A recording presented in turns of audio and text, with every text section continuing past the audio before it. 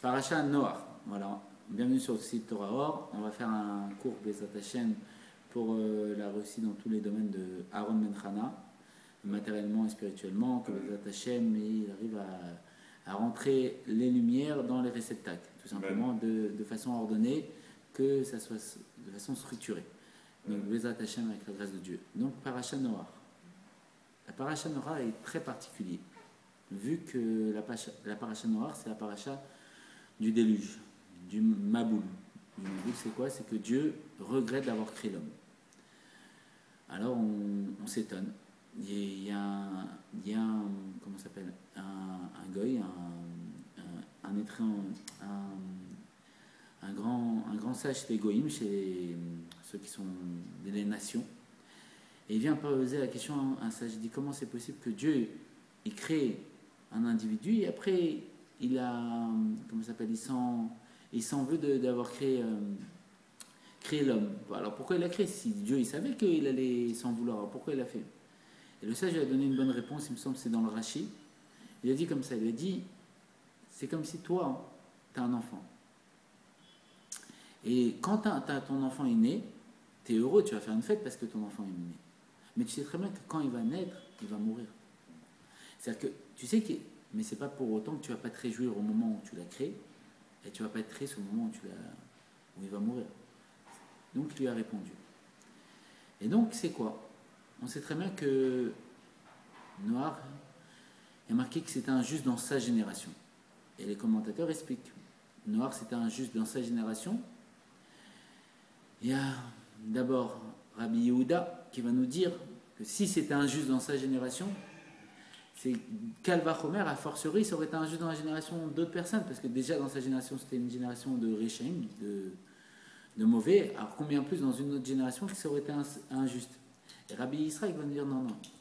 Si la Torah elle a rajouté Beto Orotam, c'est-à-dire dans sa génération, et que la Torah chaque lettre est précise, comme on sait que pour ne pas vexer un animal, la Torah rajoute 7 lettres en plus pour dire que c'est pas un animal cachère, il ne faut pas dire que c'est un animal impur, pour ne pas vexer un animal. Donc combien plus le fait d'avoir rajouté Beto Orotam dans sa génération. Donc Rabbi Israël qui dit, c'est-à-dire quoi dans sa génération? C'est que s'il n'aurait été pas dans une autre génération, il n'aurait pas été un tzaddik comme il est. Il a été un tzaddik que parce qu'il était qu'avec des réchaim. Et donc qu'est-ce qui se passe?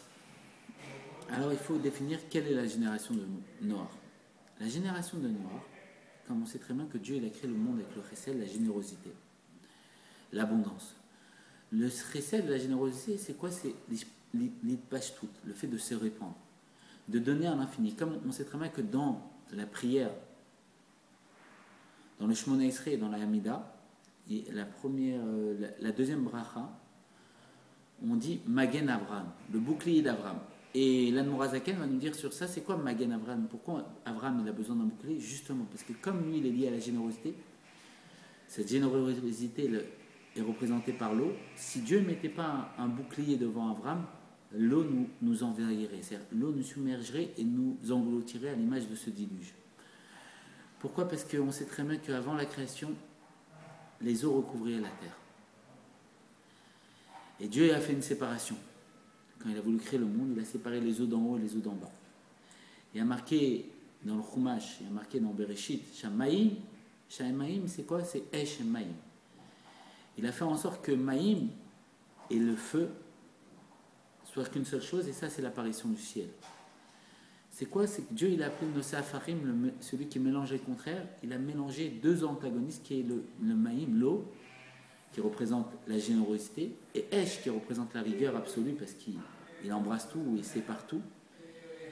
Au point que comme le Tanya explique que si un morceau de bois brûle, chaque élément est séparé parce que dans un morceau de bois, c'est une combinaison des 4 éléments de la matière, comme c'est marqué dans le Sefer Yetzira. C'est-à-dire qu'il y a tous les éléments sur Terre est une combinaison des 4 éléments. C'est-à-dire qu'en fonction, et c'est pour ça que dans le Sefer Yetzira, celui qui a le secret des lettres de la Torah a le secret de la création. C'est-à-dire que si on mélange en fonction de cette combinaison des 4 éléments qui sont le feu, l'eau, l'air et la terre, ça va donner une apparition différente. Si on sait mélanger comme il faut, on va donner l'apparition d'un bois. si on s'est mélangé pas comme il faut, on peut donner l'apparition d'une pierre. Et donc, qu'est-ce qui se passe, le feu? Pourquoi il représente cette rigueur? Parce que justement, le feu, il sépare tous les éléments, comme nous le révèle le Baal Hatanya.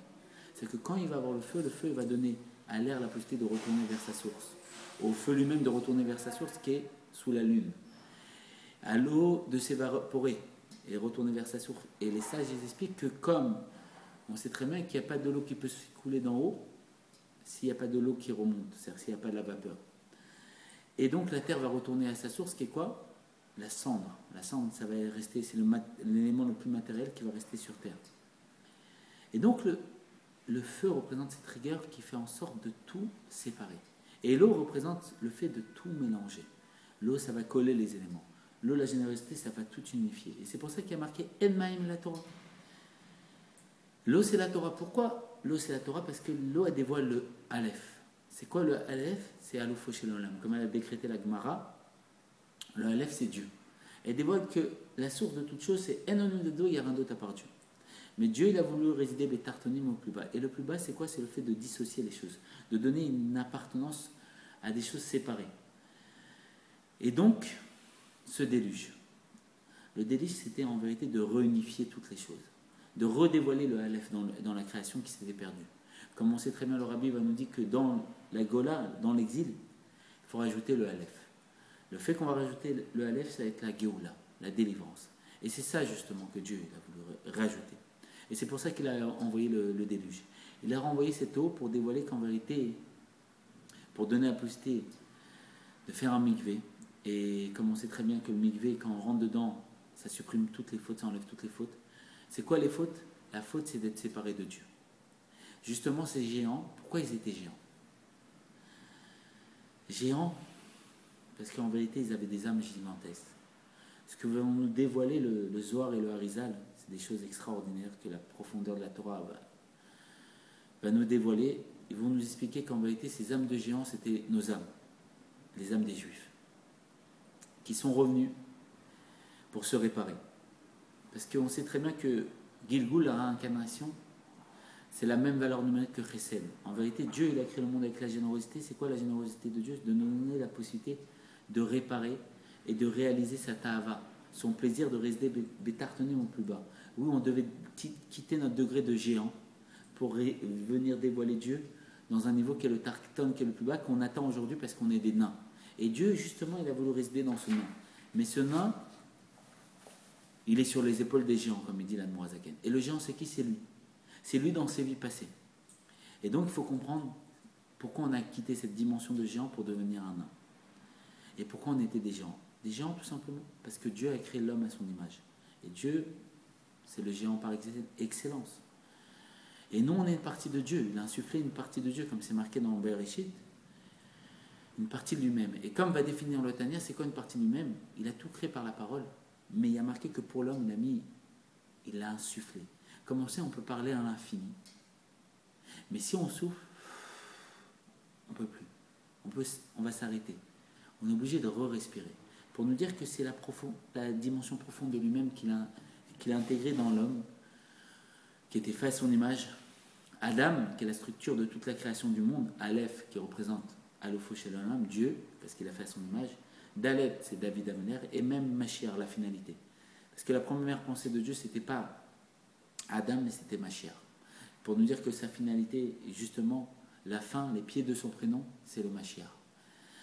Et donc, qu'est-ce qui se passe? Il a insufflé en lui. Et il a mis l'intériorité de lui-même. Et comme on sait très bien que Adam Arishon, c'était une âme juive. En lui, il y avait tous les âmes juives de compris. Et le fait qu'il a flotté avec le serpent, il a intégré les âmes des autres nations. Et donc, qu'est-ce qui s'est passé? Pourquoi on était des géants? Parce qu'en vérité, l'âme est gigantesque. Comme on sait très bien, le Rabbi Rayad va nous expliquer qu'au-dedans de nous, on a un petit morceau de doigt, si on peut dire, ou un petit morceau d'orteil, c'est pas péjoratif, mais de l'âme. Mais l'âme, elle mesure un tiers de la planète. C'est pour ça qu'Adam Arishon, il était gigantesque, que sa tête, elle touchait le soleil sur des midrashim, qui mesurait plus de 50 mètres. Parce que l'âme était rentrée de façon pratiquement de façon totale à l'intérieur de lui. Et ce qui se passe, c'est que ces géants aussi avaient ce même dévoilement de l'âme. Et c'est quoi l'âme? On sait très bien que l'âme, c'est le plaisir. Et le plaisir, c'est un géant. Le plaisir, on ne peut pas le canaliser. Le plaisir, c'est une force qui est maquif, qui est entourante. C'est une force de l'âme qui ne peut pas rentrer dans une dimension limitée et structurée telle un corps. Et qu'est-ce qui s'est passé? Le rabbi va nous donner un très grand enseignement pour pouvoir comprendre pourquoi c'était des gens.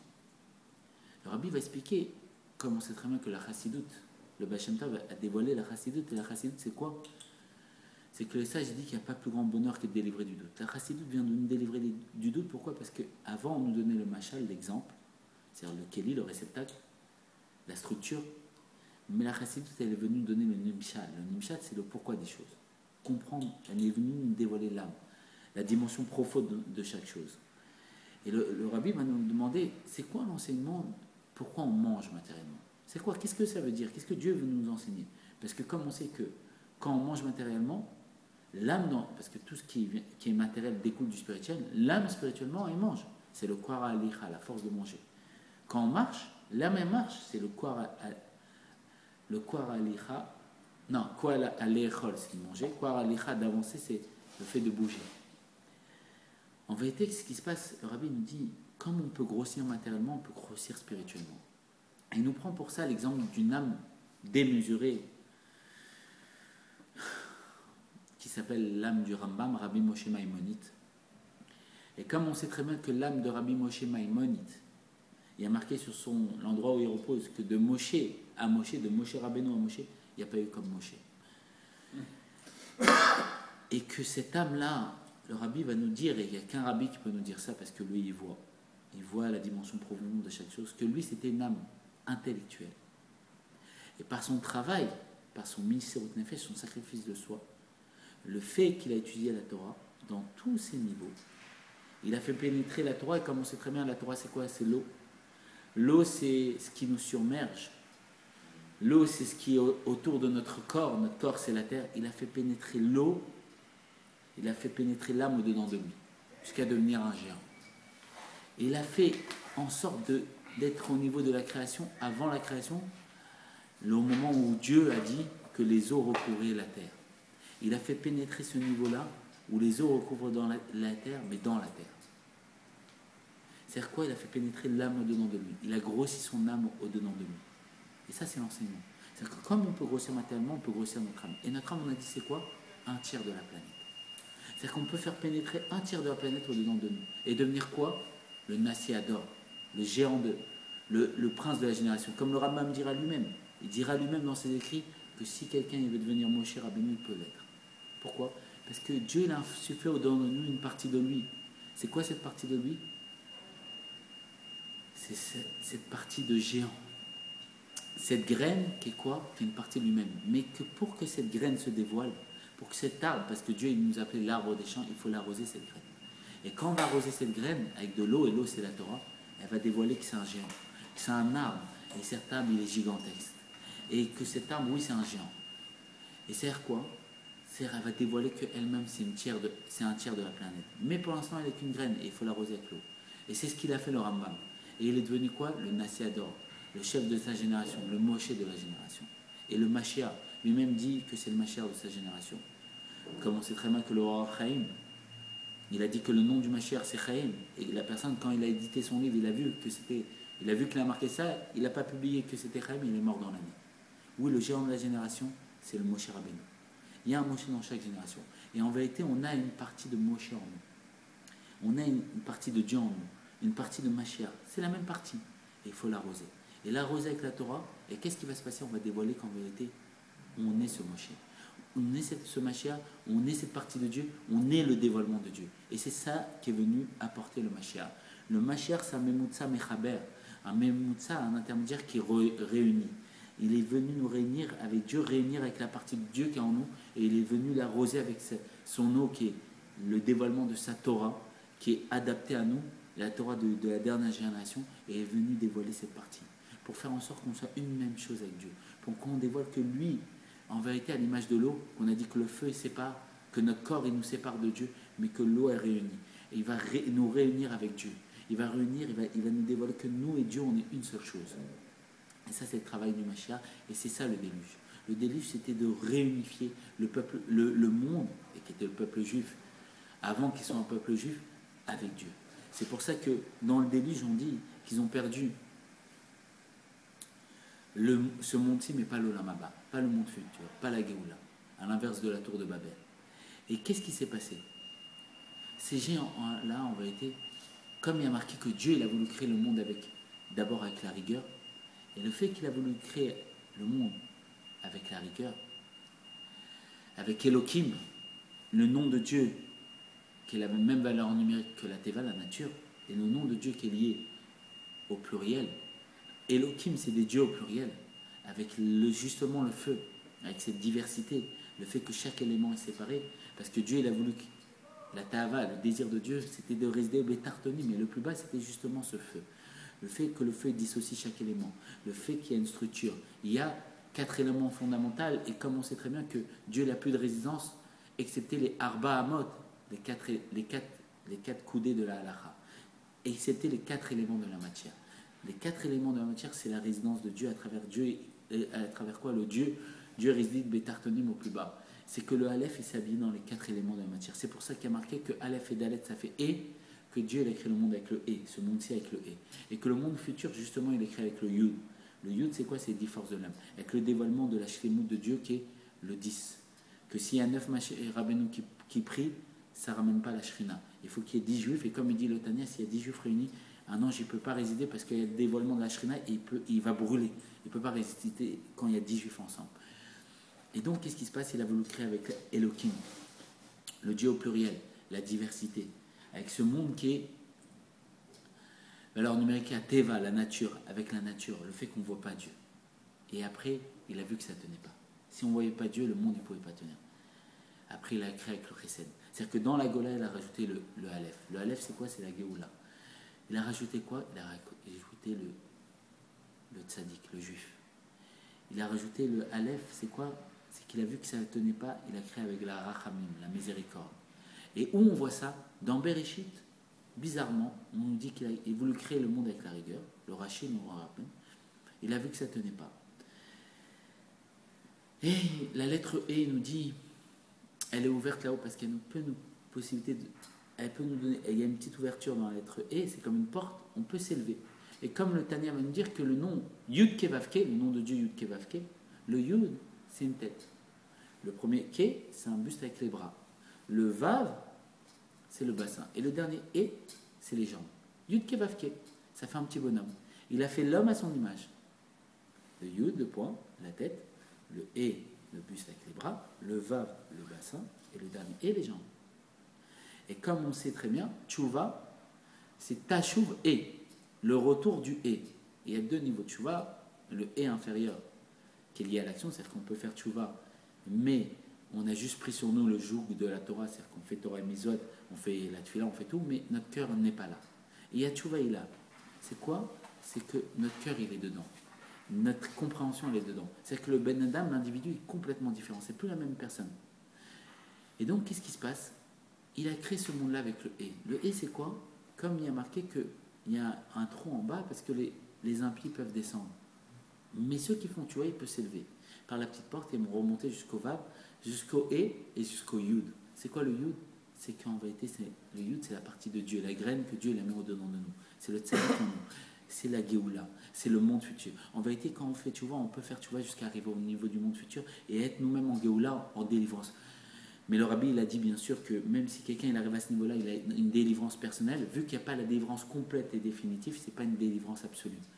Et que c'est pour ça qu'il faut que tout le monde soit en délivrance. Mais justement, le secret, c'est que Shlomo Ameler, lui, il a voulu apporter la délivrance au monde, mais il n'a pas pu. Parce que lui, en vérité, c'est un tzaddik. Et que Dieu, il veut que la délivrance, elle vienne du plus bas, c'est par l'intermédiaire de chacun d'entre nous.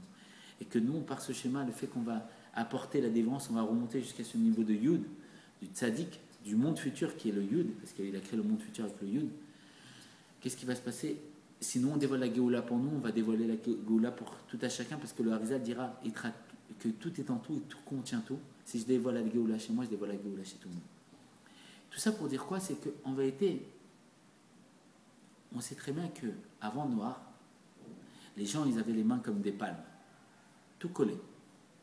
Et le premier, en plus Noir, c'est celui qui a apporté le repos au monde, et le premier à avoir apporté les outils pour travailler, et la preuve qu'il a travaillé, il a fait l'arche pendant un peu plus de 100 ans, c'est Noir. Pourquoi? Et Noir, c'est le premier, va nous dire, les secrets de la Torah vont nous dire que c'est le premier à avoir un pouce. Et le pouce, c'est quoi? C'est justement la possibilité de travailler. Le pouce, c'est quoi? Le pouce, en vérité, dans la main, ça représente le Yud, le Tzadik qui est en nous. En vérité, comme il a marqué que Dieu, il a voulu créer le monde avec la rigueur et ça n'a pas tenu. Et il a créé avec la miséricorde. On voit que pendant toute la création, pendant tout le Sefer Bereshit, pendant tout la Paracha Bereshit, au début, on voit qu'il n'y a que le nom de la rigueur de Dieu. On voit que Elohim, Elohim, Elohim. On ne voit pas le nom de Dieu. Yud Kevavke qui est lié à la miséricorde. On ne voit pas, on voit que le nom Elohim. Dieu qui s'habille dans la nature. Dieu qui est les dieux au pluriel. Dieu qui est habillé dans la nature. C'est une pluralité de Dieu. C'est que tout ça qu'on voit, on a l'impression que c'est extérieur à nous, c'est qu'en vérité, c'est Dieu qui s'habille à travers la nature. Et comme on sait très bien que le Pélé, le Pélé des Pélés, le miracle des miracles, l'extraordinaire de l'extraordinaire, c'est pas le fait que Dieu il a ouvert la mer en 12 et qu'on voit la nature transcender. Le miracle du miracle, l'extraordinaire dans l'extraordinaire, c'est justement qu'en vérité, la mer, le soleil se lève à l'est et se couche à l'ouest, et on a l'impression que c'est naturel. Parce que comme ça on s'est habitué à cette chose-là, on croit que c'est normal. Mais en vérité, c'est que qui se lève à l'est et qui se lève à l'ouest, c'est le plus grand des miracles. Pourquoi? Parce qu'en vérité, c'est Dieu qui s'habillait dans la nature, mais qu'on ne le voit pas. Mais Dieu, s'il avait créé le monde qu'avec cette rigueur, ça c'est la rigueur de Dieu, qu'est-ce qui s'est passé? Le monde n'y aurait pas cru. On a besoin de voir Dieu. Pour vivre, on a besoin de voir Dieu. Pour exister, on a besoin de voir Dieu. Et c'est ça qu'il a créé avec la générosité. Et qu'est-ce qu'il a fait pour que... C'est quoi la rachamim de Dieu? Comment on a la possibilité de voir? On voit à un moment, dans la Torah, on voit justement où il a créé avec la miséricorde. Il a vu que le monde avec la rigueur, il ne pouvait pas tenir, donc il a rajouté la miséricorde, donc la générosité. Où on voit que le nom de Dieu, il n'y a plus marqué que Elohim, le nom de Dieu au pluriel qui est lié à la rigueur, mais Elohim, Yud Kevavke, quand il a insufflé la partie de Dieu. Quand il a insufflé la partie de lui-même à l'homme, quand il a marqué qu'il a façonné l'homme et qu'il a insufflé une partie de lui-même, à ce moment-là, il a marqué Elohim, Yud Kevavke. Parce qu'il a mis une partie de Yud Kevavke dans le juif. Il a mis une partie de lui dans le juif. Et cette partie de lui, c'est la possibilité de le voir. De le voir où? Parce qu'il est dans le cœur de chaque juif. Comme on sait très bien l'histoire, qu'une fois, il y a une personne qui travaillait avec les Rolling Stones et qui est passé dans Vivre la Torah. Et qu'aujourd'hui, c'est devenu un émissaire du rabbi. Et il est devenu religieux, il a fait tchouva. Il était complètement détaché du judaïsme, comme on peut le savoir. Il avait fait l'école juive et tout. Mais après, il travaillait avec les Rolling Stones. Et il avait des questions. Et on lui a parlé de ce rabbi, il a voulu le voir. Il a arrêté le rabbi sur le match du 770. Et quand il a arrêté le rabbi sur le match du 770, il a dit le Houj. Le rabbi lui a fait un signe comme ça. Il a dit il est partout. Il a dit non, ça ne me suffit pas. Il est où pour de vrai? Il a dit il est dans ton cœur. Quand il lui a dit ça, il s'est mis à pleurer, il est parti, il s'est assis sur un banc, il a fait tchouva. Pourquoi? Parce qu'en vérité, oui, il est dans notre cœur. Dans notre cœur, il y a la petite graine. La petite graine, c'est Yud Kevavke. C'est la miséricorde de Dieu, c'est quoi? C'est la possibilité d'ouvrir les yeux. Comme dit le rabbi, tout a été fait. Aujourd'hui, le Léviathan est sur la table. Le grand poisson qu'on mangera à la Seudat de Mashiach, au repas de Mashiach. Le Shorabar, il est sur la table. Le grand taureau qu'on mangera à la Seudat de Mashiach, il est sur la table. Tout est là, il faut ouvrir les yeux. Comment on ouvre les yeux? En dévoilant notre cœur. En dévoilant la partie de Dieu qui est en nous. Comment on fait? Il faut arroser, il faut grossir notre âme au-dedans de nous. Il faut retrouver notre dimension de géant qu'on a perdue parce qu'on est devenu un nain. Comment? Avec la Torah. Il faut grossir, comme on grossit matériellement, grossir notre âme au-dedans de nous. Et donc pourquoi? Parce que justement, il a créé le monde avec la rigueur, il a vu que ça ne tenait pas, et il a créé avec la générosité. C'est quoi la générosité? C'est le fait que, comme c'est marqué dans le Chumash, dans Bereshit, on voit que le nom de Dieu qui est lié à la rigueur, et juste quand il crée l'homme, on voit le nom qui est lié à la miséricorde, à la générosité de Dieu, pour nous dire que justement, lui, il peut dévoiler la générosité de Dieu. Lui, il peut dévoiler la miséricorde. C'est quoi? Lui, il peut dévoiler Dieu sur terre. Lui, il peut dévoiler la Géoula sur terre. C'est l'homme. C'est dans nos mains. Ça dépend de chacun d'entre nous. Et comment on fait? En arrosant notre graine. Avec quoi? Avec la Torah. En submergeant la terre du déluge. C'est quoi des eaux? C'est quoi les eaux? C'est la Torah. En étudiant tellement la Torah qu'on recouvre notre terre, notre volonté, parce que la terre, le corps fait référence à la volonté, cette volonté qui s'oppose au Créateur. Comme il y a marqué que quand Dieu il a créé les arbres, il les avait créés avec le même goût que l'arbre, que le fruit. Mais les arbres, ils ont décidé d'autrement. La terre, elle a fait non, si moi, mon corps, le cerf, si j'ai le même goût que le fruit, les gens, ils vont directement manger, je ne pourrai plus donner des fruits. Alors, je ne vais pas avoir le même goût que le fruit. C'est-à-dire qu'on voit que la terre, le corps, s'oppose à Dieu. Et s'oppose à Dieu au point qu'il décide autrement. Et bien, ce corps, il faut le soumettre. Soumettre comment? En le recouvrant d'eau à l'image du déluge. Il faut se remplir d'eau. L'eau, c'est quoi? C'est la soumission. Il faut se soumettre. Comme on sait très bien, il faut complètement être comme recouvert d'eau comme dans le mikvé, et ça supprime toutes les fautes. Tout l'envie d'être différent et faire une volonté qui est séparée de Dieu. Pourquoi justement le corps il a cette force de se rebeller contre Dieu? Pourquoi? Parce que comme le rabbi va nous expliquer dans un très beau mamar, il va nous expliquer comment c'est possible que du spirituel on a créé le matériel. C'est impossible. Le rabbi dit mais c'est pas possible. Le spirituel, c'est, si on peut dire de façon grossière, c'est comme la lumière, parce que même la lumière, c'est très grossier, très matériel à côté du spirituel. Comment d'une lumière, tu fais une table? Comment c'est pas possible, le rabbi dit? Il dit, en vérité, qu'est-ce qui s'est passé? Il donne un exemple. Il dit, c'est un roi. Un roi, il veut gagner la guerre. Il a tellement envie de gagner la guerre qu'il est prêt à donner tous ses trésors cachés, que personne n'a connaissance de ses trésors cachés. Et à la fin, pour gagner la guerre, il donne sa vie lui-même. C'est quoi sa vie? C'est la matérialité. En vérité, c'est quoi ce roi? C'est Dieu. Dieu, il a voulu tellement faire réaliser sa volonté qui est résidée Bétarnonim au plus bas, qu'il a donné tous ses trésors cachés, c'est tous les mondes spirituels. Mais à la fin, il a donné sa vie. C'est quoi sa vie? C'est la matérialité. C'est que justement, l'essence de Dieu, c'est la matérialité. C'est pour ça que justement, les tzadikim, tout leur avoda, c'est de descendre. Ils doivent, eux, leur avoda, c'est de s'attacher à la matérialité du monde. Ils ne doivent pas faire à l'image des enfants d'Adam et Aviou, les enfants d'Aaron, de faire ratso, de revenir dans les mondes spirituels. Eux, leur avoda, c'est de descendre. Et c'est en vérité, nous-mêmes, on a été ces tzadikim. Et jusqu'à présent, on est descendu de notre degré de géant pour devenir un nain. Pourquoi? Parce qu'en revenant, en réincarnation, comme on sait très bien, les écrits du Harizal et du Zohar nous expliquent que ces géants, c'était nous-mêmes. Et qu'on revient, on est revenu dans la tour de Babel, où on s'est rebellé contre Dieu. On est revenu en Égypte. Et comme on a fait une tour pour se rebeller contre Dieu, on a fait la réparation, parce que cette tour elle était avec des briques, on a fait la réparation en faisant tout simplement une pyramide pour réparer. Pourquoi le dessin de la pyramide? C'est que justement on a mis la pyramide, elle monte tout droit pour nous dire qu'on a dévoilé que la pluralité qui est en bas, vu qu'il y a le droit et le gauche, qui est l'eau et le feu, le fait qu'il y a deux éléments séparés, on a dévoilé qu'en vérité là-haut, tout est un. C'est ça le dessin de la pyramide. C'est qu'en vérité, que tout vient du 1. Et le 1 c'est divisé en deux sur Terre. C'est-à-dire que le 1, c'est-à-dire que Dieu, au sommet de la pyramide, c'est 1. Et en bas, c'est divisé en deux. C'est-à-dire qu'en deux éléments, c'est quoi les deux? C'est l'eau et le feu, c'est quoi? C'est le corps et l'âme. C'est quoi? En vérité, c'est le juif et Dieu. Qui sont, si on peut dire séparés, mais en vérité, confondus. Dans le sens où il faut qu'ils prennent conscience qu'en vérité, lui, c'est qu'une expansion de Dieu. Et donc, qu'est-ce qui se passe? Quand Dieu il a marqué qu'il a créé ce monde avec le c'est quoi? On voit que le il est composé de deux lettres. Le Dalet et le Yud. Le Dalet, c'est quoi? C'est qu'en vérité, le Dalet, c'est les 4 éléments de la matière. Tout est fait à partir de ces 4 éléments de matière. Les 4 coudées de la halakha, de la loi à laquelle Dieu réside. Dans ces 4 éléments de la matière, Dieu réside. Et c'est quoi qui réside dans ces 4 éléments de la matière? C'est le Yud.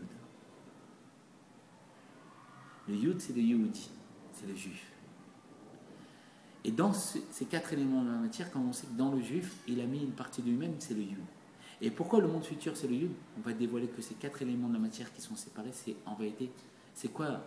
Le Dalet, c'est un petit Yud. C'est un grand Yud.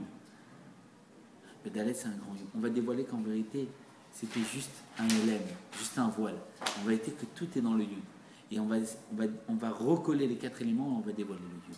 Le Yehudi, c'est quoi la partie de Dieu qu'en nous? Et on voit qu'en vérité, pourquoi Noir il avait le pouce? Justement pour dévoiler le Yehud. Le tzaddik betorotam. Le tzaddik dans sa génération. Parce que le Yehud, ça fait référence au tzaddikim. Pourquoi? Parce que c'est un petit peu. Ils sont peu nombreux et Dieu les a disséminés dans les générations. Et le Yehud, c'est le tzaddik. C'est pour ça que dans le Et, il a créé le monde avec le Et, avec le Dalet, les 4 éléments, la matière. La pluralité, la rigueur, le feu, qui sépare tous les éléments. Et le Yud, l'eau, qui réunit tous les éléments. Les tzaddikim, qui dévoilent en vérité la partie de Dieu qui est en nous. Qui dévoilent qu'il y a un ennemi de deux, il y a rien d'autre à part Dieu. Qui nous ouvre les yeux, qui nous montre qu'il y a rien d'autre à part Dieu. Et c'est pour ça que matériellement, dans le Midrash, il nous dit qu'ils avaient des mains en palme, et on voit qu'une main, en vérité, ça forme un dalet. Et c'est quoi le Yud? Le Yud, c'est le pouce. Et donc, ça fait le Et. Et donc, c'est-à-dire que, qu'est-ce qui se passe? La chose est comme ça. Ils étaient géants, et Dieu, il leur avait donné les secrets de la création. Et ils vont nous expliquer des choses extraordinaires de chez extraordinaire. C'est qu'en vérité, ils avaient les secrets des lettres de la création. Et comme on sait très bien qu'il y a une histoire qu'on ne comprend pas très bien, un peu plus loin dans la paracha Miket, il me semble, les frères de Yosef, ils vont manger d'un animal vivant et Yosef va le répéter à son père. Comment c'est possible? Yosef, il ne ment pas. Comment ses frères, ils ont mangé d'un animal vivant? Comment c'est possible? Ils mangent d'un animal vivant. Dieu, il a interdit dans la Torah. Et on sait très bien qu'il respectait toute la Torah. Pourquoi? Même Noir, il connaissait toute la Torah. Pourquoi? Parce qu'il y a marqué, le Chumash Rashi, il nous dit, il y a marqué, Dieu, il dit, fais rentrer les animaux purs. Il n'y a que la Torah qui nous dit quels sont les purs, quels sont les pas purs. Et que Moshe l'a montré à chacun, tous les animaux sur le mont Sinaï. D'où il savait que c'était pur ou pas pur. Et là, on comprend qu'en vérité, il avait étudié la Torah. Bien sûr qu'il avait étudié la Torah. Alors comment c'est possible qu'il mange des animaux, quoi, les enfants d'Israël, que lui, il a appelé une couche parfaite, que tous ses enfants, c'est des justes, ils mangent d'un animal pas vivant? Alors les secrets de la Torah viennent nous révéler quelque chose d'extraordinaire. En vérité, qu'est-ce qui s'est passé? Ils avaient le livre, le Sefer Yetzira, le livre d'Avraham Avinu. Dans ce livre du Sefer Yetzira, Avraham Avinu, on sait très bien que quand Nimrod, il a entendu qu'il y avait quelqu'un qui s'appelait Avram qui allait les faire tomber, il avait vu dans les astres, et que c'était l'enfant du second de Nimrod, qui s'appelait Terah. Il a voulu exterminer. Terah, il a eu peur pour son fils, il a enfermé, il a mis sous des grottes, dans une grotte, sous la terre, Avraham Avinu. Et là-bas, il y a marqué qu'Avram, il a pris le Lachon HaKodesh, la langue sainte. La langue que Yosef connaissait, que Paro il connaissait les 70 langues, mais Yosef il connaissait une langue de plus. C'était la langue hébreu. C'est quoi qu'il connaissait la langue hébreu? C'est les secrets de l'Aleph-Bet hébreu. Ces secrets-là, c'est quoi? C'est les secrets de la création. Parce que Dieu, il a créé le monde avec la Torah. Il a marqué que la Torah a précédé le monde de 2000 ans. C'est-à-dire qu'en vérité, il a vu dans la Torah comme dans un plan d'architecture. Et quand il a vu dans la Torah comme dans un plan d'architecture, il a créé le monde. Il a créé la structure. L'architecture, c'est quoi? C'est comme on sait très bien que l'Admorazaken, avant qu'il nous quitte matériellement et se voile à nos yeux, il a dit à son petit-fils, qu'est-ce que tu vois là? Et son petit-fils, il a vu, je vois un poteau. Et son grand-père, l'Admorazaken, il dit, moi je vois les lettres de la création, les lettres de l'Aleph-Bet qui recréent ce poteau à chaque instant. C'est-à-dire que Dieu, il a créé tout avec les lettres de la création. Mais nous, on voit le poteau, on voit l'affichage. Nous, on voit les 4 éléments de la matière qui sont habillés dans ces lettres de la création, qui ont matérialisé ces lettres de la création à travers le dévoilement de la matière. Mais eux, ils voyaient les lettres de la création. C'est quoi? C'est que Dieu, il a créé qu'avec les lettres de la création. Il a créé tout ça. Et quand on a le secret des lettres de la création, on peut tout créer. Qu'est-ce qu'ils ont fait, les enfants de Yaakov? En vérité, ce qui se passe, eux aussi, ils avaient ce secret-là, parce qu'Avraham Avinu, il a dévoilé ce secret à travers le Sefer Yetzira, que Baruch Hashem, par Roi HaKodesh Rabbi Akiva, il a réécrit, et qu'on a de façon accessible aujourd'hui, qu'à l'époque, on sait très bien que c'était voilé, comme le Zohar, il a été voilé. Pourquoi? Parce qu'en vérité, si le juif il avait accès au secret de la Torah, le juif il aurait dévoilé la partie de Dieu en lui, et un juif il n'aurait jamais fauté, comme il dit l'Admorazaken, un juif il ne veut ou ne peut fauter. C'est un vent de folie. C'est que justement, comme on lui a caché les secrets de la Torah, il n'a pas pu dévoiler la partie de Dieu qu'en lui. Il n'a pas pu l'arroser avec les eaux de la Torah qui étaient là avant la création, qui sont les eaux des secrets de la Torah, le Etz HaChaim. Et qu'est-ce qui s'est passé? il n'a pas pu le dévoiler, c'est pour ça que le Zohar il a été caché, c'est pour ça le Sefer Yetzirah, et qu'aujourd'hui tout réapparaît, parce que justement aujourd'hui on va avoir la Géoula et qu'on est devenu Sénat, on va faire résider Dieu Bétartonim au plus bas, et qu'aujourd'hui on va dévoiler qu'on était ces géants, et qu'on va dévoiler la délivrance, et qu'on est devenu des nains, on a fait Messirot Nefesh, on a sacrifié pour devenir des nains, pour dévoiler Dieu Bétartonim au plus bas. Et qu'est-ce qui se passe? Ils ont en vérité, ils vont nous dire qu'ils ont fabriqué avec les secrets de la création un animal. Et comme ils ont fabriqué avec les secrets de la création un animal, avec les secrets qui est marqué dans le Sefer Yetzirah, ils ne rentraient plus dans les normes de la Torah, parce que c'est eux qui l'ont fabriqué. Donc il n'était plus régi par les normes de la Torah, parce que c'est pas...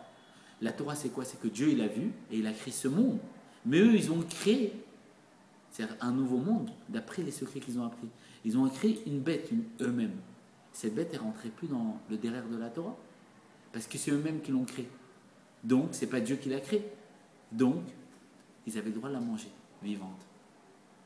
Donc, il n'y avait pas de problème qu'ils la mangent vivante. Comme ils ont créé un animal, avec le Sefer Yetzirah, ils ont secret de la création. Ils ont créé un animal. Cet animal, ce n'est pas Dieu qui l'a créé. Dieu, il a créé le monde avec la Torah. Donc, cet animal ne rentre pas dans la structure de la Torah. Donc, ils ont le droit de le manger vivant. Il n'y a pas de problème. Et donc, qu'est-ce qui se passe? Ces secrets de la création, Dieu, il les a cachés avec les eaux du déluge. Il les avait donnés, transmis à ces géants. Et qu'est-ce qui se passe? La tour de Babel, ils vont les retrouver gravés dans des pierres. Pourquoi des pierres? On sait très bien que Even, la pierre, c'est la même valeur numérique que 53. 53, c'est quoi? 53, c'est Gan. Gan, c'est le jardin. C'est quoi le jardin? Il est représenté par quoi? Par la Torah.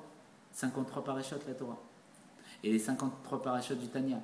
La Torah cachée, Torah chez Birtav, cachée. La Torah dévoilée, la Torah qu'on connaît.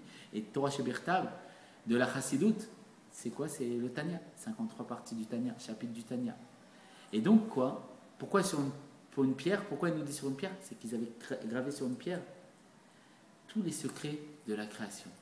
Tous les secrets des lettres de la Torah selon les 53 parties de la Torah, cachées et dévoilées. Et qu'est-ce qui se passe? Pourquoi ils ont retrouvé toute cette connaissance, même si c'était sur une pierre en concentré? Parce qu'on peut se souvenir que de quelque chose qu'on a déjà étudié. Pourquoi on peut étudier la Torah? Justement parce qu'on l'a étudié dans le ventre de notre mère et dans les vies passées. Et qu'est-ce qui se passe? Ils ont fait une tour. Une tour, ils sont unis, ils ont fait une tour contre Dieu. Une tour de briques.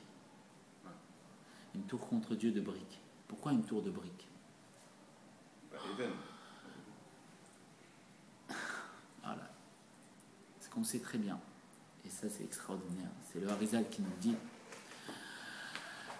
comme on a dit, les tzadikim, ils voyaient les lettres de la Torah, ils ne voyaient pas la matière. Le Harizal nous dit, comment on fait une brique? Le Harizal nous dit, on prend de l'eau. Maïm, c'est quoi Maïm? C'est l'eau. Comme on a dit, l'élément qui réunit tout. Maïm, c'est valeur numérique tzadik. C'est qui le tzadik par perfection qui dévoile l'eau? C'est Moshe. Pourquoi Moshe? Le nom qu'on retient de Moshe, c'est Mina Maïm Mishiteu. Des eaux, je t'ai sorti. Et on prend de la terre. C'est quoi la terre? Afar. Afar, c'est les mêmes lettres que Paro, le corps, la matière. La terre qui s'est rebellée contre Dieu, qui est le même Eretz, qui a rapproché du mot Ratzon, la volonté, qu'il n'y a rien qui résiste à la volonté, au point que la volonté peut faire une volonté que Dieu ne veut pas. Qu'il y a la volonté dévoilée de Dieu, qui est la Torah, et la volonté cachée de Dieu, qui est ce monde de Tohu Vabohu, de désordre qu'on ne comprend pas. C'est ce paro qui s'oppose à Dieu, qui dit « je me suis fait moi-même ». Cette terre qui est l'essence de Dieu, qui est le dévoilement de l'essence de Dieu, qui peut, parce que comme elle est l'essence de Dieu, elle peut renier Dieu. Parce que comme on dit, comment un goy ne peut pas croire en Dieu, comment on peut dire je ne peux pas croire en Dieu? Parce que justement, comme en lui-même, il y a l'essence de Dieu, il n'y a que l'essence de Dieu qui ne peut pas croire en quelque chose d'autre que lui-même. C'est que comme en lui, il y a l'essence de Dieu, il peut renier Dieu. Parce qu'il n'y a que Dieu qui peut renier le fait qu'il y ait autre chose que lui-même. Et ça, c'est l'élément de poussière, l'élément de la matière, qui représente Paro, que lui-même il dit c'est moi le roi et j'écoute pas je n'écoute pas ton Dieu, moi je me suis fait moi-même. Le né, moi-même je me suis fait moi-même. Et il représentait l'essence de Dieu, il était appelé dans la prophétie de Ézéchiel le Tentagadol, le grand crocodile. Pourquoi? Parce que justement le crocodile, lui c'est un Mémoutsa, c'est un intermédiaire. Autant le crocodile il va dans l'eau, dans la Torah, dans les secrets de la Torah, et dans l'élément qui dévoile l'unité, et autant il va sur la terre ferme. Pour nous dire que lui, il est à l'image de son créateur, Nosafarim, celui qui mélange les contraires, il va sur la terre ferme et sur l'eau. Et c'est pour ça que quand ils ont poursuivi le peuple juif et qu'ils allaient dans l'eau, l'ouverture dans Yamsouf, l'ouverture de la mer Rouge, qu'est-ce qu'il a dit? Paro, il allait devant, il a dit « Laissez-moi, je dévoile mon vrai niveau, moi je suis le crocodile, le grand crocodile, moi je vais dévoiler que moi je suis fait à l'image de Dieu, moi je suis l'essence de Dieu, je suis le dévoilement de l'essence de Dieu sur terre. Et moi j'ai pas de problème d'être dans les deux niveaux. Et je vais aller dans l'eau, je vais pouvoir dévoiler que je suis le grand crocodile, que même dans les eaux je peux y aller, et je suis aussi dans la terre ferme. » Et c'est pour ça que le rabbi dira qu'on a fait la sortie d'Égypte, on a fait la Géoula de la sortie d'Égypte, sortir des limites, mais Bo et Paro, on ne l'a pas fait. Pourquoi dans la paracha Bo et Paro on sort d'Égypte, mais la paracha s'appelle Bo et Paro, va vers Paro. Et les sages expliquent que dans le nom de la paracha, il y a toute la paracha, parce qu'on a fait la sortie d'Égypte, on est sorti de nos limites, mais on n'est pas allé vers Bo et Paro. C'est quoi aller vers Paro? Paro c'est quoi? Paro c'est la matière, c'est quoi? C'est rentrer dans la matière au point que Moshe lui-même il est rentré dans des salles, et le Zohar il nous dit il est rentré dans un niveau d'inconscient, de profondeur de l'essence de Dieu. Et à un moment, Paro lui dit si tu reviens tu vas mourir, et Moshe lui dit oui je vais mourir, et Moshe il a eu peur. Pourquoi? Parce qu'il y a un dévoilement dans l'essence, dans la matière qui est l'essence de Dieu, et que même les tzadikim ils ont peur. À l'image de Avraham Amalar, le fils du Maguide de Mezrich qui ne voulait plus manger et qu'il est mort parce qu'il n'arrive plus à manger. Oui, ça fait peur, parce que dans cette limite, il y a l'essence de Dieu. Parce que la source de En-Sof, la source de l'infini, elle vient du Sof, elle vient de la limite. Parce que la limite, c'est la source de l'infini. Et comme on sait que dans Avodat HaKadosh, il y a marqué que si tu dis que Dieu est illimité, c'est limité. Pourquoi? Parce que s'il est vraiment illimité, c'est qu'il peut se limiter. C'est qu'en vérité, la source de cette limite, la limite, c'est la source de l'illimité. Et qu'est-ce qui se passe? Le Harizal, il nous dit, pour réunir ces deux éléments, Maïm et Afa, il faut Esh, le feu qui brûle de notre envie, ce désir, ce feu qui est le désir que Dieu l'a eu de réunir, de résider Bétartonim au plus bas. Le fait que ce feu, c'est la possibilité de Dieu de pouvoir mélanger toutes choses, de pouvoir qu'il y ait un Nosafarim qui mélange tous les contraires. Et on réunit Maïm et Afa, et ça fait Esh, avec l'Esh, avec le feu, ça fait une brique.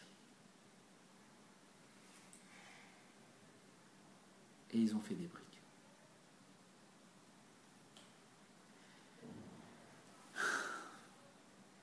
Ils ont fait des briques pour se rebeller contre Dieu. Pourquoi? Parce que le Zohar va nous dire quelque chose d'extraordinaire. En vérité, c'est de nous qu'on parle. On ne parle pas d'étrangers, on parle de nos âmes. C'est nos âmes quand ont fait ça. Nos âmes quand c'était ces géants-là. Nos âmes après le déluge. Et qu'est-ce qui s'est passé? Le Zohar va nous dire quelque chose d'extraordinaire. Le Zohar va nous dire qu'en vérité, ils ont fait une tour pour capturer la Shrina, la fiancée de Dieu, la résidence de Dieu, la royauté divine. Et ils voulaient obliger Zeranpin, le fiancé divin, les sentiments divins, obliger Zeranpin à, comme Zeranpin, le fiancé veut aller vers sa fiancée, à nourrir, comme ils ont capturé la Shrina, la fiancée divine, ils l'ont capturé, ils voulaient obliger les sentiments divins à donner son influence. Donc capturer les sentiments divins, c'est-à-dire ils ont capturé la Shrina et se servir, comme ils obligent le fiancé divin à aller voir sa fiancée, capturer tous les plaisirs, tous les désirs, toute l'influence divine et se servir comme un kumkum, comme un café. C'est-à-dire ils ont construit une tour où ils ont voulaient capturer la Shrina pour obliger les sentiments divins de se répandre et donc ils pouvaient faire tout ce qu'ils voulaient. Et le Zohar nous dit qu'ils pouvaient faire ça. Parce que comme ils étaient dans la hardoute, l'unité, et que dans l'unité, Dieu il a tout pardonné, sauf l'étude de la Torah bien sûr, mais dans l'unité, comme on sait très bien que même quand on faisait Avodah Zarah et qu'on était unis, Dieu il résidait et nous aidait pendant les guerres, Dieu il veut l'unité, parce que l'unité ça dévoile le Aleph. Ça dévoile lui-même. Ils pouvaient réussir. Et Dieu il est venu, il les a séparés en 70 langues. En les 70 nations. Et on dit que, les goïms disent que l'homme il descend du singe, mais là, les plus mauvais d'entre eux, ils ont été transformés en singes. Pour une fois, c'est l'homme qui est devenu un singe, qui est régressé, qui est devenu un singe. Et il y a peut-être aux os des petites filles. Et qu'est-ce qui se passe? Ils ont fait une tour. Et là, on va voir comment la Torah elle est extraordinaire et comment ce qu'il dit le Harizal, c'est extraordinaire. Maïm, Afa et Esh, c'est valeurs numériques Shemot, les noms pluriels. Ils ont fabriqué une tour de noms. De noms pluriels parce qu'ils avaient le secret des noms, des lettres de la création. Ils étaient en train de combattre leur sagesse et la sagesse divine. C'était ça le combat. Et ils faisaient une tour de noms, ils faisaient leur Torah. Leur Torah à eux qui était en contradiction avec la Torah divine. Le fait qu'ils voulaient eux gouverner. Les 4 éléments de la matière voulaient gouverner devant le Yud, devant le Tzadik, devant l'unité. La séparation, la division, les 4 éléments de la matière voulaient garder leur distinction et ne plus être réunis. Et donc, qu'est-ce qui s'est passé? Ils ont fait une tour pour vouloir capturer. C'est une tour de noms. Et c'est pour ça que dans le Sefer Shemot, Shemot c'est les noms au pluriel, il y a Maïm. Donc, Maïm c'est le Tzadik, Moshe Rabbeinu. Minaïm, l'âme divine. Afar c'est Paro, le corps ou l'âme animale. Et le Esh qui les réunit. C'est pour ça que dans le Sefer Shemot, c'est le Sefer de la réparation. Et justement dans Shemot, qu'est-ce qui se passe dans Shemot? Moshe va venir. Moshe va faire quoi? Il va libérer le peuple juif. Moshe, c'est quoi le libérateur? Pourquoi Moshe? Parce que dans Shemot, Shemot, c'est les noms pluriels. Et Moshe, le rabbi va nous dire que même Shin E, à l'inverse, ça s'écrit Eshin même, c'est Hachem, c'est le nom au singulier. Justement, le nom au singulier va libérer les noms pluriels. Le nom au singulier, il va dévoiler, c'est le Yud, le Tzadik, la partie de la Rachamim qui est en nous, parce que Dieu, il a voulu créer le monde avec la rigueur. Il a vu que ça ne tenait pas, il a créé avec la générosité. C'est quoi? Il a créé avec ce nom au singulier, avec le Tzadik qui est en nous. La partie qui est un en nous, qui nous dévoile, il y a un au Milvado, il y a rien d'autre à part Dieu. Ne crois pas que cette division, c'est ça. Dieu, c'est l'unité. Et ce Hachem, il est devenu libérer la pluralité des noms pour leur redonner leur dimension d'unité. Et c'est pour ça que c'est Hachem. C'est Moshe à l'envers, c'est Hachem. C'est l'unité, le nom au singulier. Et c'est pour ça que c'est Shem et. Parce que Dieu il a créé le monde avec le et c'est ce Shem et. Avec ce et. Parce que le monde il n'allait pas tenir. Ce tzaddik de perfection. Ce tzaddik c'est Shemi, c'est moi-même.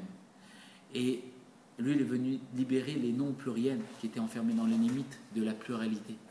Parce que comme on sait très bien que la Gemara nous explique que dès qu'on commence à compter à deux, dès qu'on arrive à 2, c'est le début de la pluralité et jusqu'à l'infini. Il est venu dévoiler les schémas, les noms pluriels, cette pluralité, pour leur redonner leur dimension de nom singulier. C'est-à-dire pour dévoiler la rachamim de Dieu, c'est quoi? La partie de Dieu quand même. La partie de Dieu, il est venu la dévoiler. Il est venu la dévoiler, libérer la pluralité pour dévoiler la singularité, l'unité, le Aleph. Il est venu dévoiler, il a affronté le roi de cette pluralité, le Paro, le Pharaon.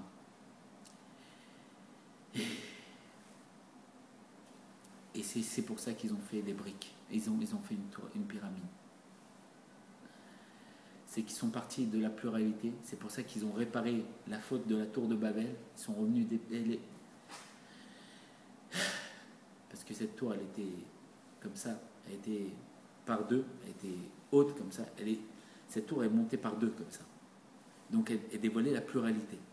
Et la pyramide, c'est quoi? Elle part par 2, pareil, le même système, mais elle dévoile que le 2, il est 1. Et pourquoi il y a la Magen de David? David Amélar nous dira que quand on monte nos mains vers Dieu, on le prend dans les bras, on dévoile qu'il y a un seul, on dévoile que la tête. Dieu il met ses mains et nous prend dans les mains. Et ça fait Magen David. Ça fait Magen David. Il nous prend lui-même.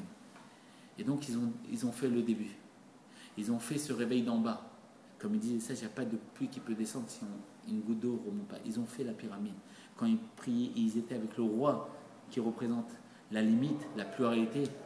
Le roi Paro, le roi, son nom c'est les mêmes lettres que Afar, la poussière. Ce roi-là, ils ont fait une pyramide, ils ont crié à Dieu. Nous, on veut redévoiler, on s'excuse de cette faute qu'on a fait de la tour de Babel. On a fait cette tour de briques qui sont les lettres de la Torah. On a fait notre Torah, on a voulu dévoiler la pluralité qui était plus haut que l'unité. On a voulu gouverner, nous, la pluralité. Nous, les 4 éléments de la matière, on s'est opposé contre toi à l'image de cette arme qui a dit à Dieu, non, non, non, je ne fais pas comme toi, je ne fais pas ta volonté, je ne fais pas en sorte que le tronc, il a le même goût que le fruit, parce qu'ils vont manger les humains, je fais le tronc qui n'a pas le même goût. Cette eretz qui est du lachon ratsin, de la volonté qui n'a rien d'autre qui reste à la volonté, qui peut avoir une volonté différente que son créateur. Si on peut dire, elle a fait de la réparation de la tour de Babel, cette tour qui était une tour de pluralité avec deux dimensions.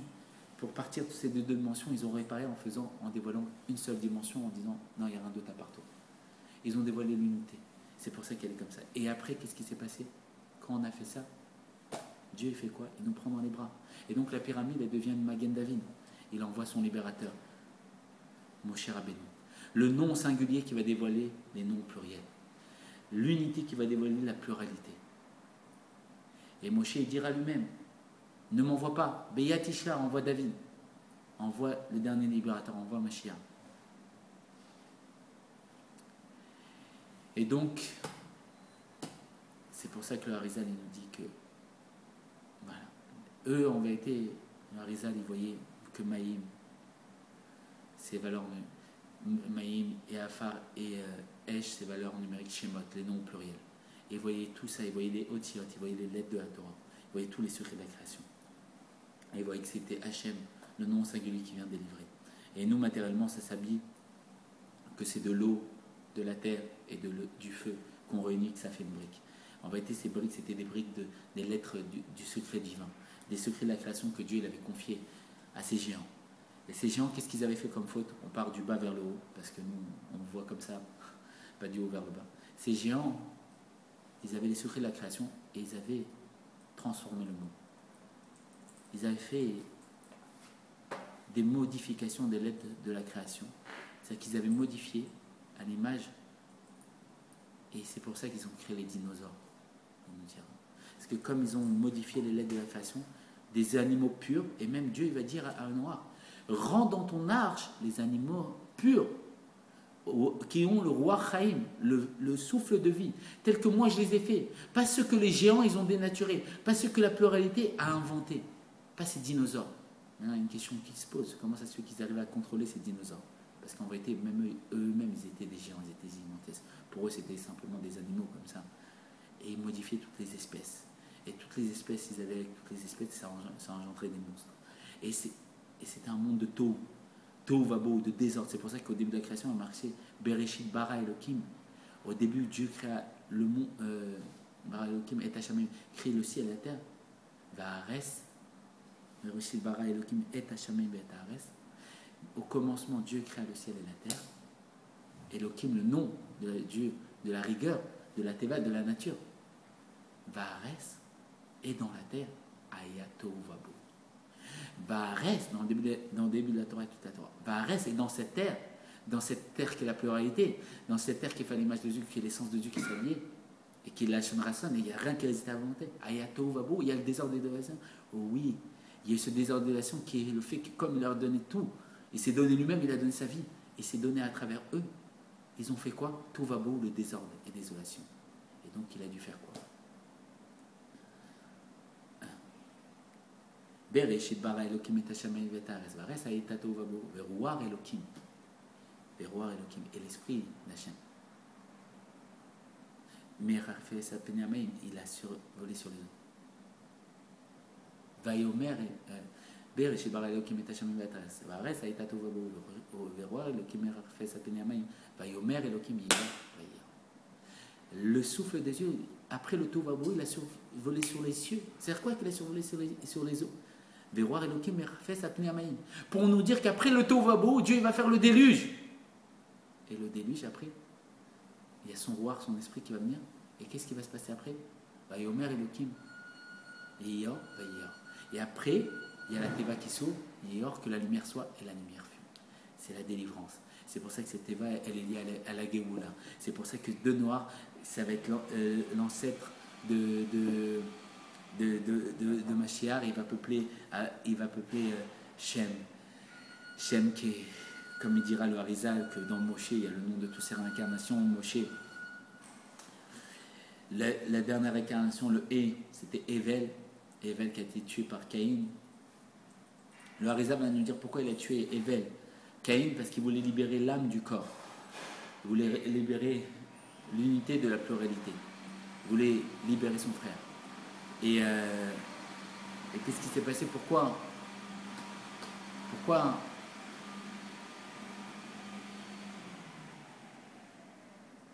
on dira que Caïn, il a fait... Et Shin, c'est quoi le Shin? Shin, c'est Shet. C'est l'enfant que Adam il a eu avec Chava 130 ans après avoir fait tchouva dans les eaux de Guérin. Et même. Et aussi, on dit, le Harizal, il dit que c'est aussi Shem, le fils de Noah. C'est pour ça que Yaakov va aller dans la yeshiva de Shem et Ever. Et c'est pour ça que Shem, il enseigne la Torah, parce que c'était le Moshe Rabbeinu de sa génération, c'était l'âme de Moshe qui revient. Et le même c'est Moshe lui-même. Et donc,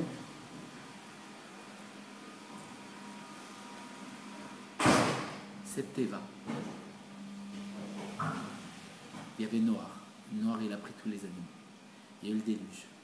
Et il a dit à tout le monde qu'il va avoir le déluge. Il a construit cette arche. Et comme il a construit cette arche, après il est rentré dans cette arche avec tous les animaux. Et qu'est-ce qui se passe? On explique que cette arche, en vérité, le Bachem va me dire, la Teva, c'est quoi? Il faut rentrer dans la Teva. Il me dit, c'est quoi la Teva? C'est le mot. Il faut rentrer dans les mots. Et maintenant, on comprend pourquoi il faut rentrer dans les mots. Il faut rentrer dans le mot parce qu'il faut dévoiler que dans la pluralité des mots, il y a le mot au singulier. Il y a Dieu lui-même. Il faut rentrer dans le mot. Il faut rentrer dans l'unité de ce mot. Il faut rentrer dans la source du mot. C'est pour ça que le Zohar nous dira que dans la première lettre du nom, il y a tout le nom. Dans la première lettre, il y a tout. Dans l'unité du nom, il y a tout. Tout est un. Il n'y a rien d'autre à part Dieu. Il n'y a rien d'autre à part Dieu. Et donc, qu'est-ce qui se passe? Il nous dit qu'il faut rentrer dans la Teva et on nous explique que dans cette Teva, la Mourazaken nous expliquera là-bas dans Torah Or que dans cette Teva, il y avait le dévoilement de Sharanou, les 50 ports de la connaissance. Et Olam Haba, c'est la Shon Bina. Et l'Olam Haba, c'est quoi? C'est la Shon Bina, c'est quoi? C'est la Shon de la compréhension. Et les sages expliquent que le plus grand bonheur, c'est de délivrer du tout. Et la compréhension, c'est ça la Géoula, c'est la délivrance. Il y avait le dévoilement de la Géoula. Pourquoi? Qu'est-ce qu'ils disent les sages sur Bereshit bara Elokim et Hashem au début de la Torah? Bereshit bara Elokim et Hashem au commencement, Dieu créa le ciel et la terre. Vares aïta tohu vabohu, c'est quoi le tohu vabohu? Oui, Dieu l'a donné la générosité, ils ont fait n'importe quoi, la pluralité, c'est l'essence de Dieu, la hafar, la matérialité, la pluralité, le dalet s'est opposé au yud parce que le yud est tout petit. Tohu vabohu, il y a eu le désordre. Et qu'est-ce qui s'est passé? Après, le souffle de Dieu était sur la surface des eaux. Qu'est-ce qu'ils nous disent les sages? C'est quoi ce souffle? C'est le Mashiach. La Teva représentait le Mashiach. Comment c'est possible? Et pourquoi? Et les sages nous disent que l'image de la Géoula, ça sera un oiseau qui vole au-dessus des eaux et qui reflète son visage. C'est-à-dire qu'on va voler au-dessus des eaux. On va voler au-dessus des eaux, c'est quoi? C'est qu'on va comprendre la Torah, on va comprendre tout l'eau, on va comprendre toute la Torah, on va être au-dessus et on va voir notre visage, on va voir qu'en vérité notre visage c'est quoi? C'est que nous on est le dévoilement de la partie de Dieu, on va voir la miséricorde de Dieu, que Dieu s'est implanté autour de nous et que nous on est ce dévoilement-là. On va voir Dieu à travers nous. On va voir qu'à l'intérieur de nous il y a Dieu. À travers les eaux, grâce aux eaux, grâce à la Torah, grâce au fait de survoler la Torah, de dévoiler notre propre Torah. Torah Terra, donne-moi ma part dans ma Torah et on va dévoiler notre propre Torah. Et l'arche, c'était ce dévoilement. Et qu'est-ce qui se passe? C'est quoi ce dévoilement? C'est Gadlut Amochin, la grandeur d'esprit. Le problème du monde, c'est Gadlut Amochin, la petitesse d'esprit. C'est justement ce niveau de petitesse d'esprit qui est quoi? Qui est cette pluralité, les noms au pluriel. Shemot, le fait de l'Égypte, Mitzarim, d'être enfermé dans cette pluralité, cette dimension du deux, et pas une dimension du Aleph, de l'unité. Et qu'est-ce qui se passe? Parce que comme je suis différent de toi, je veux que tu sois comme moi, je veux que tu comprennes comme moi, et je veux me mettre droit sur toi, parce que la parole, c'est la royauté. Je veux te gouverner, tu m'écoutes, c'est moi qui obéis. Moi, je suis un rave, je suis un grand rave, j'ai tout compris, fais comme moi, sois un clown, sois comme moi, sois le même que moi. Tu dois penser comme moi, tu dois être comme ça. C'est pas ça la vérité. La vérité, c'est que chaque individu, c'est un Moshe. Chaque individu, c'est une partie de Dieu. Chaque individu, il a un niveau de machère qui doit évoluer. Il a une Géoula intérieure. Il a le Yud, il a la graine, il a la partie de Dieu en lui. Il doit la dévoiler. Il est lui-même extraordinaire. Et donc, qu'est-ce qui se passe? Qu'est-ce qui se passe? Quand il rentrait dans cette arche, tous les animaux confondus rentraient dans ce niveau de Galpou Kamofin.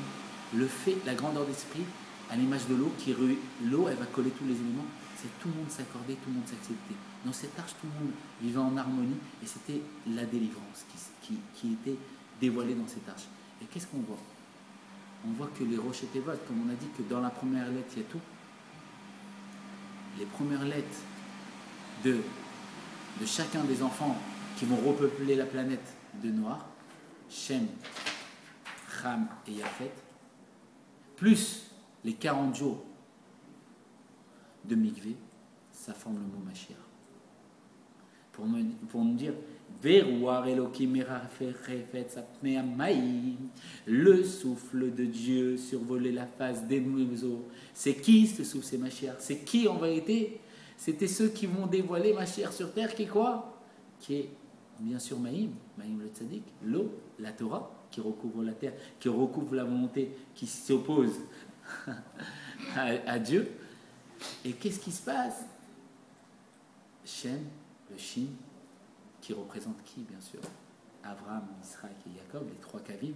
Abraham, le côté droit du Shin, Israël, le côté gauche, et Jacob, le trait du milieu, le Kav Amsaï, Kav Yamin, et ça représente une menorah, cette menorah, ce candélabre qui brûle pour Dieu de façon éternelle, parce que leur souvenir de mon Dieu est éternel.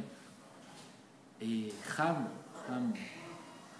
c'est ce chet de la faute. Chet en hébreu, c'est la faute, qui doit se transformer en chesed,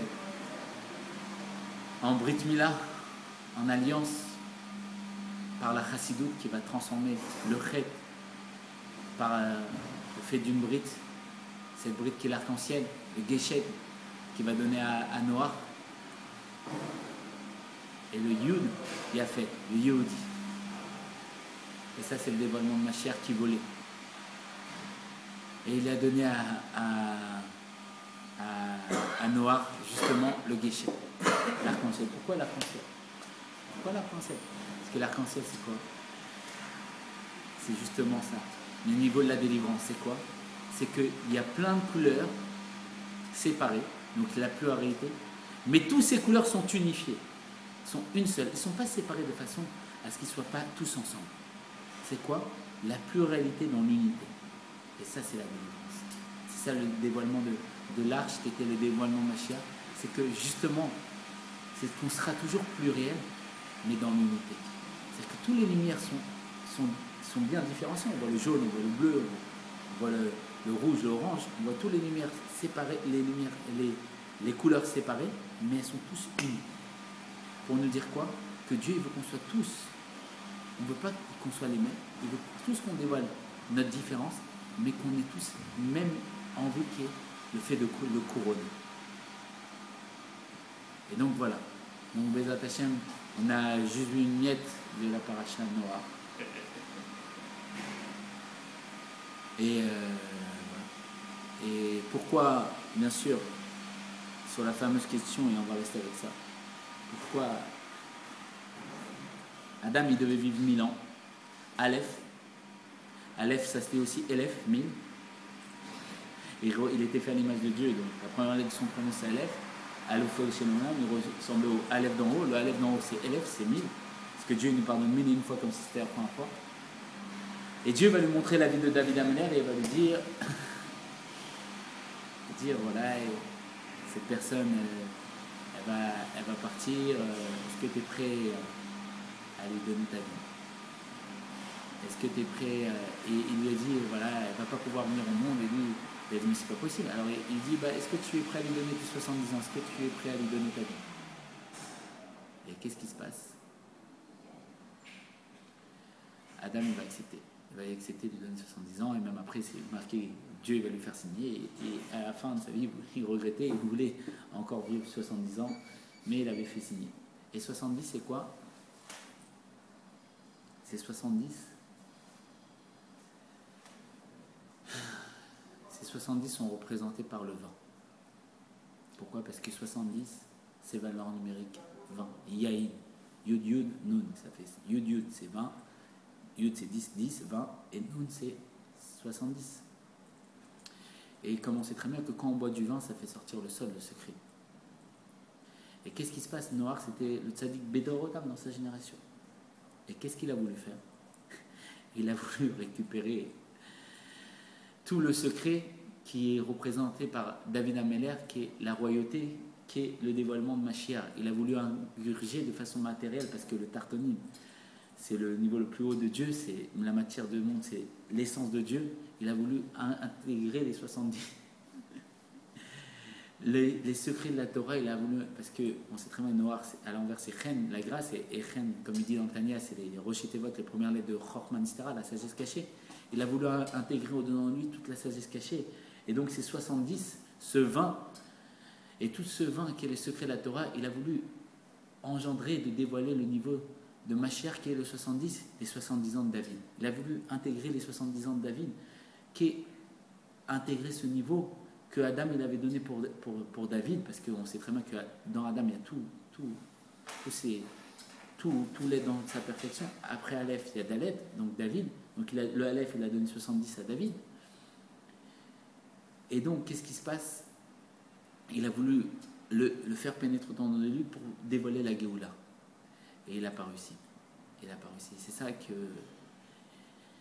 Et en vérité, le 70, c'est une valeur numérique Sovev. Sovev, c'est la lumière qui nous entoure. Il a voulu faire pénétrer toute son âme au-dedans de lui, à l'image du Rambam, par son travail, ce qu'il a fait pour pouvoir engendrer la Géoula et devenir le Mashiach. Mais le Mashiach, c'était ses enfants. C'était ce Shem qui était la réincarnation de Moshe. C'était ces enfants qui en vérité, Shem et les Rosh Tevot de Cham et Yafet, ça fait Mashiach. Avec Chet et Yud, ça fait Mashiach. Tu dis avec 40 jours, 40... Oui, mais j'avais juste compté Shem sans le même. Donc là, Shem avec le même, c'est-à-dire Shem. Les Rosh Tevot, Shin, Yud, Chet, plus les 40 jours, ça fait Mashiach. Mais Shem, plus juste Cham, le Chet et le Yud, ça fait Mashiach.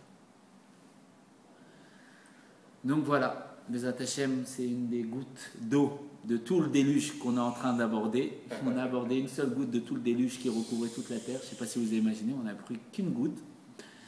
Donc Bezat Hashem, qu'on aille dès à présent au Betamid Shishi pour prendre la deuxième goutte. Ouais.